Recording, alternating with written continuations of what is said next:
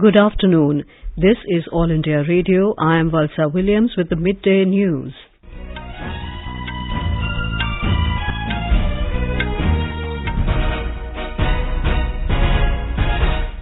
The headlines. Prime Minister Narendra Modi participates in the first Veer Bal Diwas to commemorate martyrdom of Guru Gobind Singh Ji's two young sons. Union Health Minister Mansukh Mandaviya to hold meeting with Indian Medical Association this evening on the COVID-19 situation. CBI arrests Videocon Chairman Venugopal Dhoot in the ICICI bank loan fraud case. Pushpa Kamal Dahal Prachanda to take oath as the Prime Minister of Nepal today. Cold wave and fog continue to disrupt normal life in several parts of North India. At least 38 people dead due to winter storms and severe cold in the United States and Canada. And in boxing, Nikhat Zareen to clash with Anamika, Lovlina Borgohain to play against Arundhati Choudhary in the Women's National Boxing Championships finals in Bhopal today.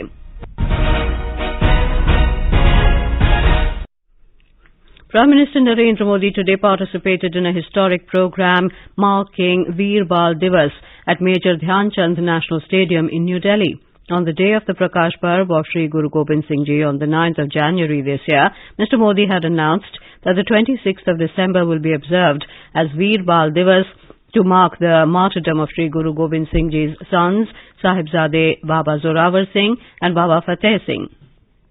During the program, the Prime Minister attended a Shabad Kirtan performed by about 300 Bal Kirtanis. He will also flag off a march past by about 3,000 children on the occasion. Mr. Modi said that the Sahibzade are inspiring generations. वीर बाल दिवस हमें याद दिलाएगा कि शौर्य की पराकाष्ठा के समय कम आयु मायने नहीं रखती।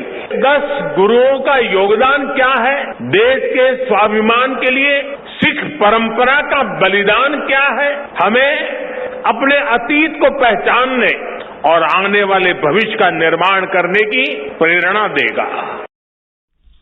The Prime Minister said the Sikh Guru tradition is also an inspiration for the idea of Ek Bharat, Shresth Bharat. He also said a country that has such history should be filled with confidence, but unfortunately in the name of history, people were taught only certain narratives, which leads to an inferiority complex. Mr. Modi flagged off a march past by about 3,000 children on the occasion. The Culture Ministry has invited citizens to submit their essays on the topic Bravery and Martyrdom of Guru Gobind Singh Ji's Sons in English, Hindi and Punjabi languages within a word limit of 500. The last date for submission of the essay is the 5th of next month. Union Health Minister Dr. Mansukh Mandaviya will hold a meeting with the Indian Medical Association today on the COVID-19 situation.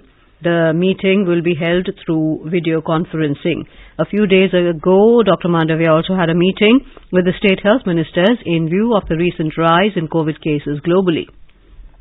Earlier, Prime Minister Narendra Modi also chaired a high-level meeting and cautioned against complacency and advised strict vigil. In view of the festive season, he had urged everyone to follow COVID-appropriate behavior, including wearing of masks. Meanwhile, the government has decided to hold mock drills at all health facilities across the country tomorrow in the wake of rise in COVID cases in many countries. The Union Health Ministry has asked all states and union territories to hold mock drill at all health facilities. The objective of this exercise is to ensure operational readiness of these health facilities for management of COVID.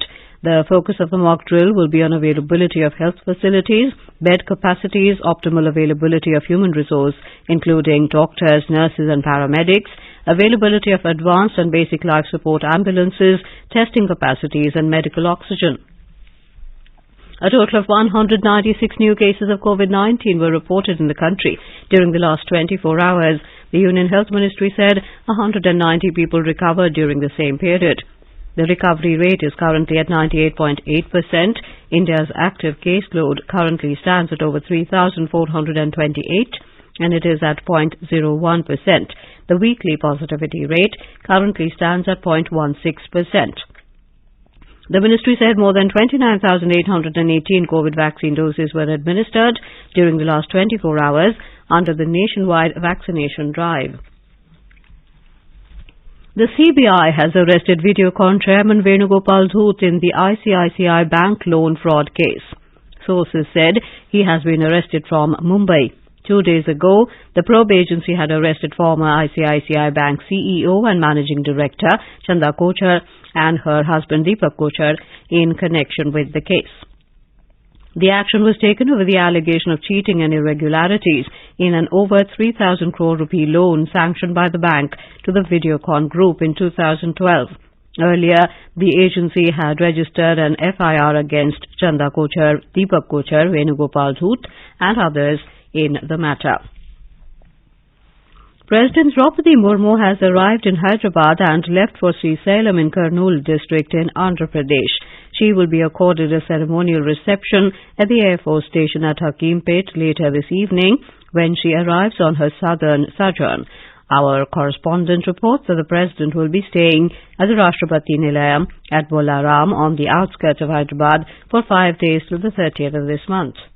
This is the first visit of Draupadi Murmu to Telangana state after resuming the office as the President. The President is on the annual Southern Sojourn after a gap of 2 years which could not be taken place due to COVID. During her sojourn, the President will take part in several programs in Hyderabad and also in districts of Telangana. She will also interact with the trainee IPS officials and trainees from other countries at the Sardar Vallabhbhai Patel National Police Academy. The President will also lay foundation stone to several tourism infrastructure projects at Bhadrachalam and Mulugu under the Prasad scheme. She will also visit public sector undertaking Midhani and inaugurate a few advanced production centers. Lakshmi, AIR News, Hyderabad. The government has said that animation, visual effects, gaming and comic AVGC sector has the capacity to provide employment to over 20 lakh people in the coming 10 years. It is expected that the sector will witness 16 to 17% growth in the next decade. While briefing the media on the AVGC Task Force report on realizing AVGC XR sector potential in India, Information and Broadcasting Secretary Apurva Chandra today said this policy provides unique opportunities to showcase the country's history, culture, paintings and traditional games with the amalgamation of technology with creative skills. He expressed hope that India has the potential to become the world leader in this sector as witnessed in the IT sector. CPN Maoist Centre Chairman Pushpa Kamal Dahal Prachanda will take oath as the new Prime Minister of Nepal for the third time this evening. Our correspondent has the details. President Vidya Devi Bhandari appointed CPN Maoist Centre Chair Pushpa Kamal Dahal as the new Prime Minister after he submitted a list of 169 lawmakers who supported him. Dahal broke away from the 5-party ruling alliance to form a new 7-party alliance, joining hands with the KP Sharma Oli-led CPN UML after the Nepali Congress refused to let Dahal lead the next government. Dahal will have to seek the vote of confidence in the House of Representatives within the next 30 days. He will take the oath of office and secrecy from the President today. Shweta Singh for All India Radio, Kathmandu. Meanwhile, Prime Minister Narendra Modi has congratulated Pushpa Kamal Dahal Prachanda on being elected as the Prime Minister of Nepal. In a tweet, Mr. Modi said, the unique relationship between India and Nepal is based on deep cultural connect and warm people-to-people ties. Mr. Modi said he is looking forward to working together with the Nepalese Prime Minister to further strengthen this friendship. This is All India Radio giving you the news. For quick news updates round the clock, follow us on our Twitter handle at AIR News Alerts. Data is today the world's most valuable resource and is essential for nuanced and effective policy making. Stating this, Amitabh Kant, India's G20 Sherpa and former CEO of the Niti Aayog, said India in its G20 presidency will call for modernization of data systems and advance principles of transparency to better use data for development. In an article in a newspaper, he said, as India steps into tech aid, data must be accessible to all, and we must adopt a multi-sectoral approach to collecting, integrating and interpreting data. Mr. Kant said in the dense forests of Maharashtra, a novel data collection tool is changing the lives of children with malnutrition. India's G20 presidency, Mr. Kant said, is an opportune time to set a new gold standard for data. He called for modernization of national data systems to incorporate citizen voice and preferences regularly for sustainable development. Intense cold wave and fog continue to disrupt normal life in northern parts of the country, and cold wave conditions will continue till Thursday. The Met Department has forecast severe cold wave conditions in some parts of Punjab, Haryana, Chandigarh, Delhi, North Rajasthan, Himachal Pradesh and Uttarakhand during the next 24 hours. Talking to AIR News, Director General of India Meteorological Department, Dr. Mrityunjay Mahapatra said, towards the new year, the temperature will be near normal. The cold wave conditions are prevailing over some parts of northwest India. Temperatures are about 3 to 7 degrees Celsius in different parts and 4 to 6 degrees Celsius below normal. These cold to severe cold wave conditions over northwest India will continue till 29. Thereafter, temperature will rise and cold wave conditions will abate. So towards the new year, the temperature will be near normal. Meanwhile, in Rajasthan, many districts are in the grip of fog and cold wave. Fatehpur in Sikar district was the coldest place, with temperature recording at minus 1.5 degrees Celsius. The minimum temperature at Mount Abu was minus 1 degree. In Kashmir Valley, mercury remains below the freezing point at almost all places. A report from our Srinagar correspondent. All parts of the Kashmir Valley continue to reel under intense cold conditions. During the intervening night, a minimum temperature of minus 3.4 degrees Celsius was recorded in Srinagar, while as the lowest temperature of minus 5.7 degree was recorded at famous tourist destination Pahalgam. The local unit of the Met Department has forecast chilly but dry weather conditions for next 48 hours. Ishfaq Shah, AIR News, Srinagar. In Bihar, schools have been closed till the 31st of December in several districts, including Patna, due to prevailing cold conditions. The death toll in Arctic freeze has now increased to 38 as severe winter storm, the bomb cyclone, continues to hit the U.S. and Canada. Officials in the United States said 34 people died across the country, with the worst hit area being the city of Buffalo in New York State. 4 fatalities occurred in Canada when a bus rolled over on an icy road near the town of Merritt in the western province of British Columbia. The bomb cyclone winter storm, which occurs when atmospheric pressure plummets, has now been causing heavy snow and winds for the last few days. Thousands of flights have been cancelled, preventing many people from reaching their families at Christmas. More than 55 million Americans remained under wind chill alerts yesterday.